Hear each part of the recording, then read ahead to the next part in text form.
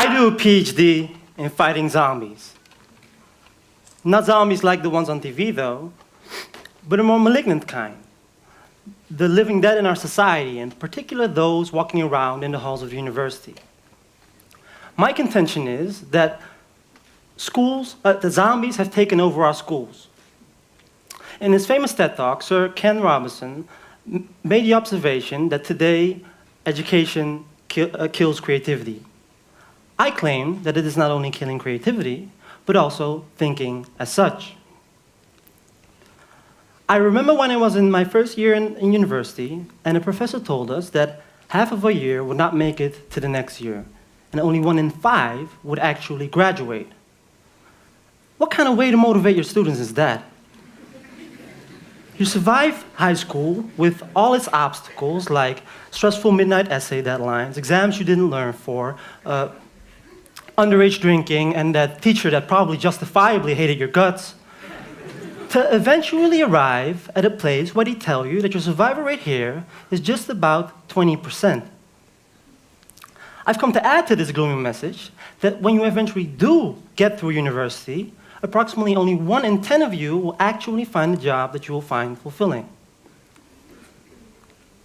According to the data released in October by Gallup, which was based on nationally representative polling samples in 2011 and 2012 from more than 140 countries, only 13% of employees are engaged in their jobs or emotionally invested in their work and focused on helping their organizations improve.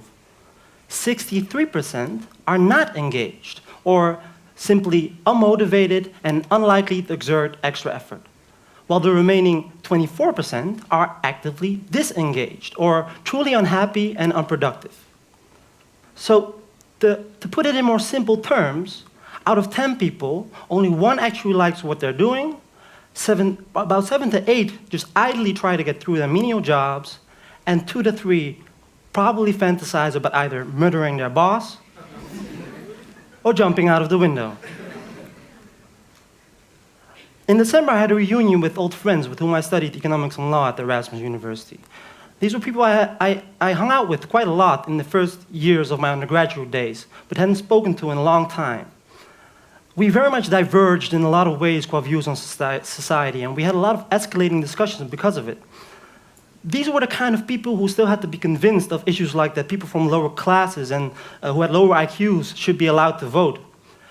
So you could say they were pretty much the most elitist people you could find around here, even an already very business-oriented university. Nonetheless, I met up with them, mostly because I still really liked them as human beings, but also because I was quite curious how they all ended up. 2 of them are tax lawyers now, 1 an intellectual property rights lawyer, 1 a management consultant, 1 an underwriter at an insurance firm, and 1 is now looking for a job. Most of them were overworked, quite underpaid for the work that they had to do, and I couldn't help sense that they didn't really like what they were actually doing. When we got to talking, and I asked them what was the most important thing they learned in college, be it for life in general or their jobs, they couldn't come up with something else than the vague answer of being able to think like an academic. When I asked them what was the most important skill you had to have for being able to do, i.e. survive their jobs, they agreed that what was generally the most important thing to know is office politics. Which was interesting because I remember being a student representative in the university council and not being able to do anything for my fellow students.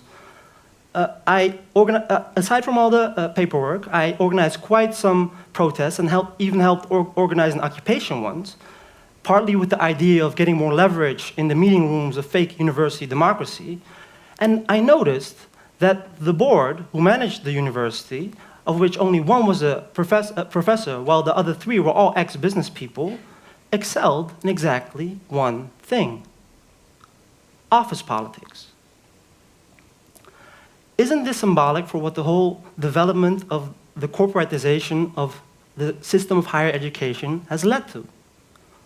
Small elitist institutions at the first half of the 20th century transformed into mass bureaucratized corporate learning ones in the second half. And even though the mass learning institutions initially still helped students acquire useful skills for the job market, with the victory of the neoliberal model of financialization, marketization, and privatization that commenced in the 1970s and blew up in the crisis of 2008, turned universities into places that in many cases don't even train you properly in any skill that would be worth going to it for. I claim that this has been due partly to the way mass higher education had been structured. Copernicus could have been talking about the modern academy instead of the astronomers of his day when he said that with them it is as though an artist would gather the hands, feet, head, and other members for his images from different models, each part excellently drawn, but not related to a single body, and since they in no way match each other, the result will be a monster rather than a man. Unquote. The classical ideal of Bildung, of interdisciplinary training, of the Renaissance man, was replaced by and modeled after the capitalist ideal of Taylorism, of a specialized training, of the corporate zombie.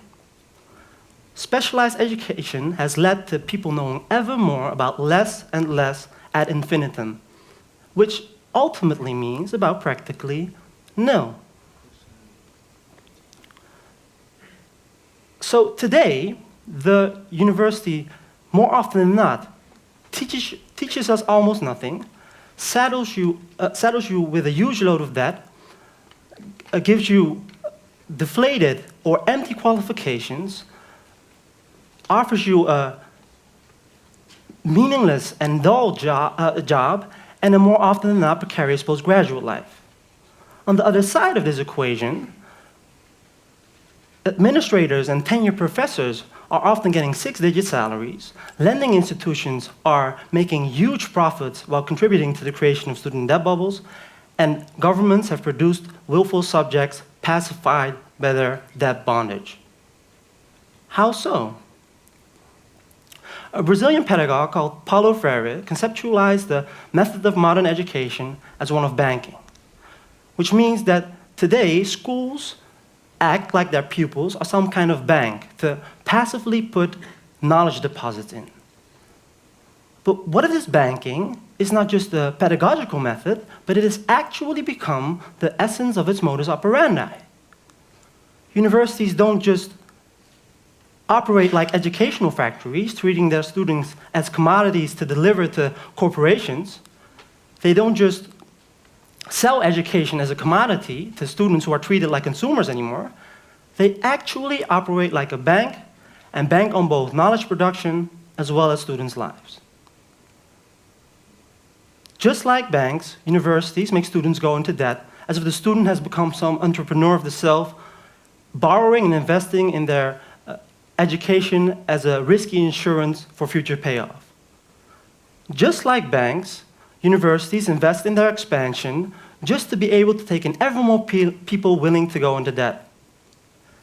And just like banks, universities are managed by a swelling class of overpaid executives who spend most of their time figuring out how to rake in ever more money from people, corporations, and governments. Some scholars in the field of education studies have convincingly proclaimed that the university, as it is manifested today, is dead.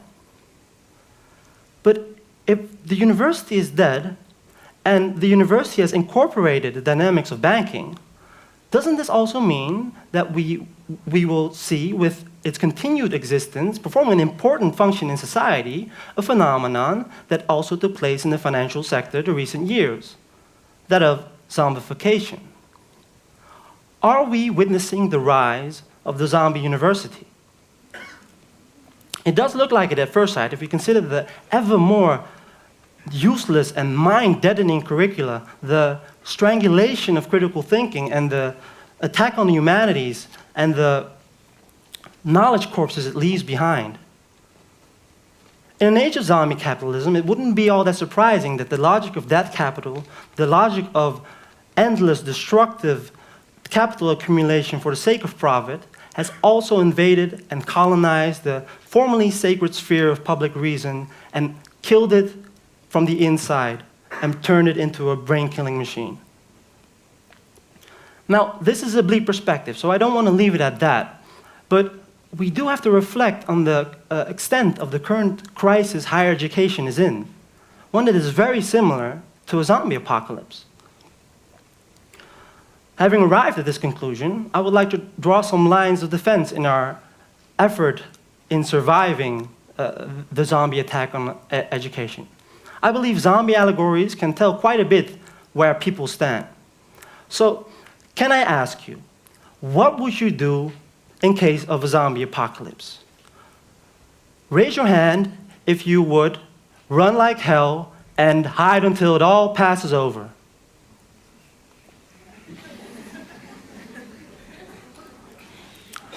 Who of you would just give up as it's all doomed anyway then?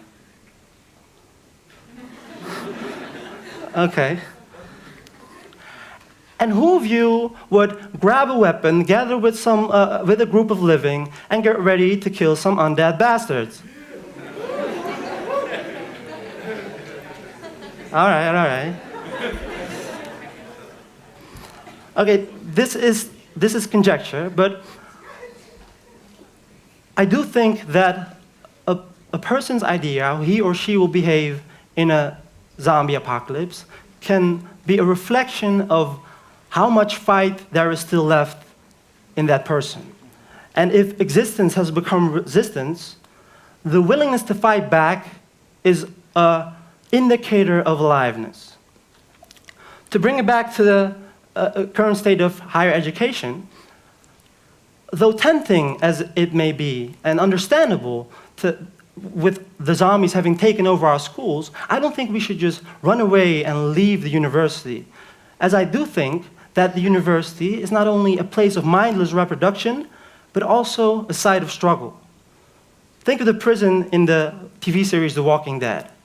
Even though it was initially infested with zombies and it seemed like a very hostile environment, the tactical cleaning up of these brain eaters cleared the way for recovery.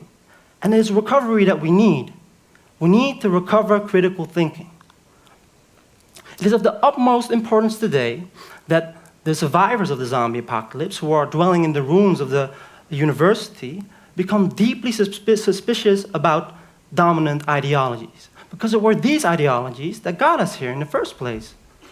So we have to counter the one-sided, simplistic, and reductionist ways we are taught in our faculties. We often take for granted the premises our teachers build their models and theories on, but we have to be willing and become able to imminently critique them, especially when they're wrong, and which quite a lot of them are, and sometimes blatantly so. It is only the power of critical thinking and the sharing of ideas that can stop the contagion of dead reason in its tracks. Already in the 1960s, the psychoanalyst Erich Fromm told students that the society in which we live today was more and more becoming a society of zombies, of automatons, of people who do not respond to ideas anymore, who do not feel and who do not think, but who are programmed. And that very few of us are aware of the programming, because it's the nature of the computer that they don't know what they're programmed with. Now, some of you might remember the story of the 21-year-old Maurice Erhard, an intern at Merrill Lynch in London, who last year collapsed and died after working until 6 a.m. for 3 days in a row. A couple of months later, in Indonesia, the 27-year-old Pratnia Paramita, who worked in the advertising industry, also collapsed and died after she tweeted that she worked for 30 hours straight.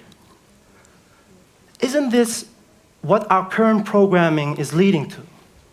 Isn't it a testament of the moral bankruptcy of both our educational system as well as our culture in general, that so many talented young people are vying for jobs at the cost of both ruining their own lives by doing exhausting and meaningless work, as well as often contributing to the ruining of others, mainly through the unethical corporate practices most companies these days engage in. Maurice and Pradnia may be the exceptions who succumbed to the pressures of corporate life and who may have actually died because of it.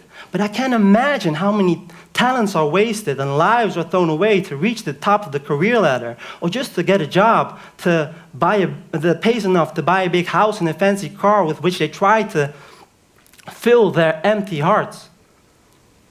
Despite the loss of these intrinsically valuable people, we can't just mourn. We have to come together and organize. In an age of crisis and austerity, the university can be a beacon of reason, of hope. But if it's being privatized, monetized, and marketized, if it's being turned into a profit machine, not a lot remains of the potential it has to change the people who populate it. And thus, not a lot of the potential those people have to change the world gets realized. The reanimation of academic life relies on us to individually and collectively commit to recognizing, naming, and actively resisting the dehumanizing effects of the devastating reforms being stimulated by corporate management and implemented by government policymakers and university administrators. Life hinges on the importance of human relations, freedom, and thinking. Zombies emerge when these parts of our life that constitute us as humans are threatened, be it by money, power, or conformity. So as it is an institution where today more people go through than ever in history, as it is an institution that signifies an important phase of our lives, it is, and one that forms our humanity, it is vital that the subjects of higher education rethink and actively change the university and the being within it. This promises to embrace the apocalyptic moment we're experiencing as an opportunity to imagine an alternative future. So both within and outside of a university, we have to create new spaces from which we can develop new ideas and analysis. We need to keep critical thinking alive. We have to self-organize, create zones of liberation from the living dead, and imagine what a zombie-free society might be like. Every one of you has a role to play in this. Every big social change is a mosaic of individual acts, and we have to start acting. It's either we aim to build a society of the truly living, or we let the dead take over and let the end of the world just happen. Nelson Mandela said that education is the most powerful weapon with which you can change the world. Well, it's time to arm yourselves properly, my friends. We have some zombies to slay. Thank you.